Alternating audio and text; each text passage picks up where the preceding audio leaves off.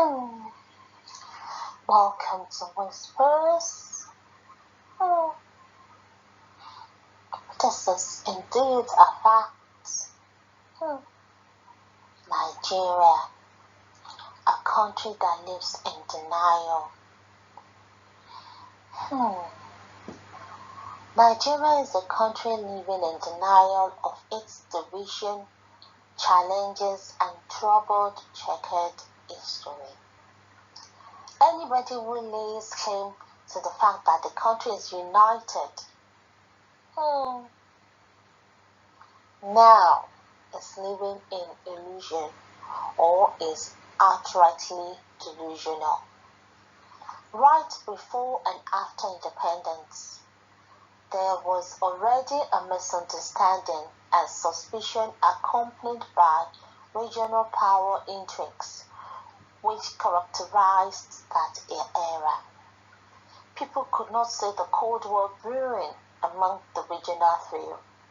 The three regional leaders, Azikiwe, Awolowo, and Ahmadu Bello, did not buy into the same thinking and understanding of what Nigeria should or ought to be.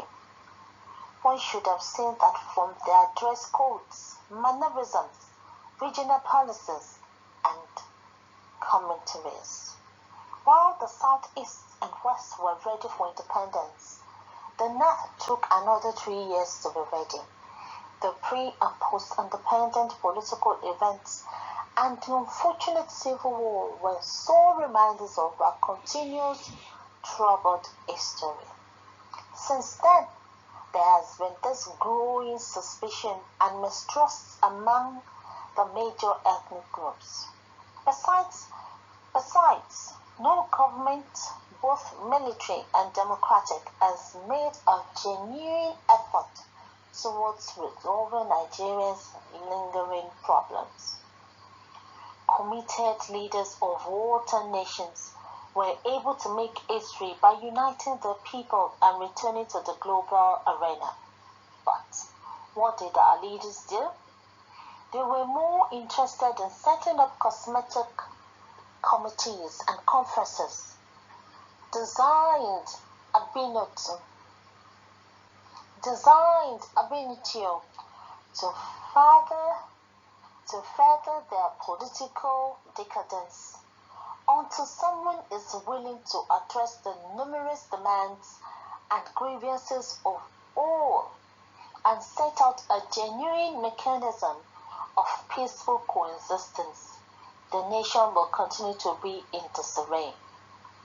One finds it often laughable when those in government echo their commitment towards ensuring that to make Nigeria one is a task that must be accomplished. In fact, the government is gradually losing and has lost its credibility with the way events are unfolding. Emergency regional leaders like Nnamdi Kanu, Sunday Igboho, and even leaders of Boko Haram and banditry groups are creations of a clueless government.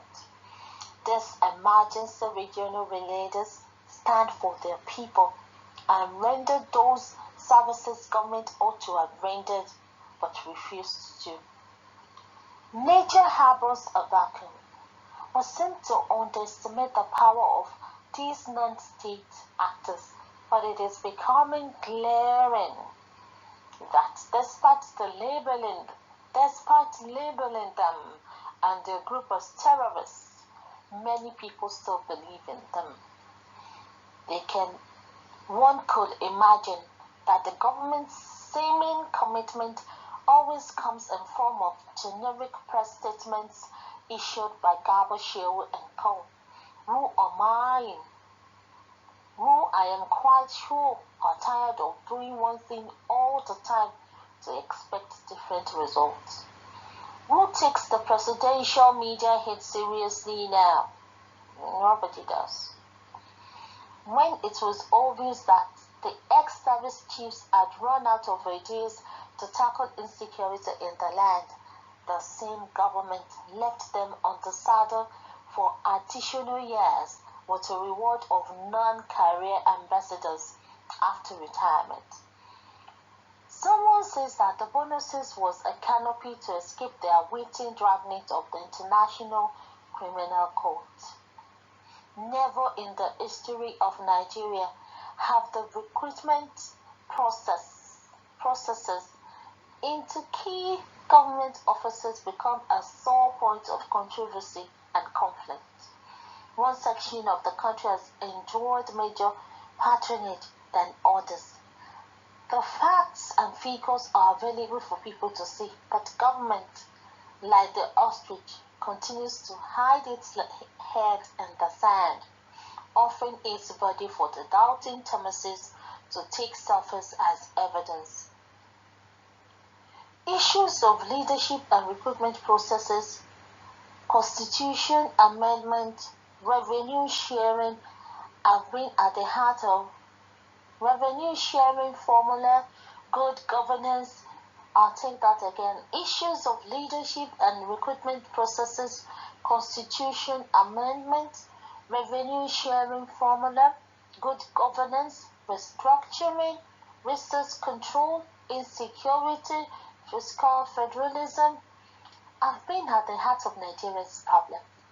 However, people in and outside government who are beneficiaries of the old order will suffocate every proposed change that seeks to confront their inordinate desire or interest to accumulate power and wealth.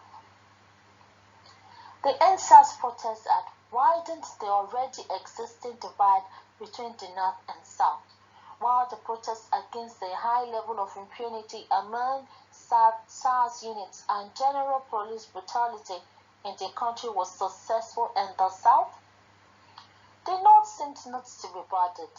Most states in the North did not participate in the protests, giving credence to the fact that something was amiss. There is a general consensus that SARS activities have gone overboard. Therefore, a country not decimated by the contest of tribe, ethnicity, and religion should have stood with one united voice in the quest to end the atrocities of SARS. Today, the quit notices issued to Fulani herdsmen living in other parts of Nigeria leave sore tastes in the mouth. The killings and burning of both Yoruba and Hausa businesses in Ibadan have added another ugly dimension. It is condemnable to kill the innocent and stereotype a group. The stereotyped group should wash off such elements which give them a bad name. But is it a coincidence that almost everybody is pointing accusing fingers against Fulani? Government officials and individuals concerned are feasting on the rage of the moment. Some are threatening fire and brimstone, fanning the embers of violence with our monthly data plan, while in our cozy homes is misguarded.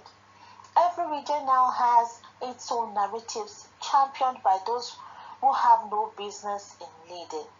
But the question is, have we really addressed the generic problems and issues? The answer is no.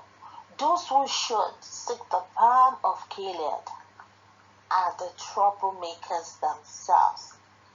Nigeria, more than ever before, is comfortably seated on a tether box when leaders choose to genuinely address most of these known contending and conflicting issues. Peace will definitely return. I don't think so. We'll pass this set. Nigeria, a country that lives in denial. That's just the fact. Because even with all these facts in their very eye, you're still gonna deny it. So There you have it, guys. A country that is in denial. Yeah, Nigeria, the entity Nigeria is denial. That's just reality. Because constitutionally, whatever it has expired 7 years now. And here we are. So, it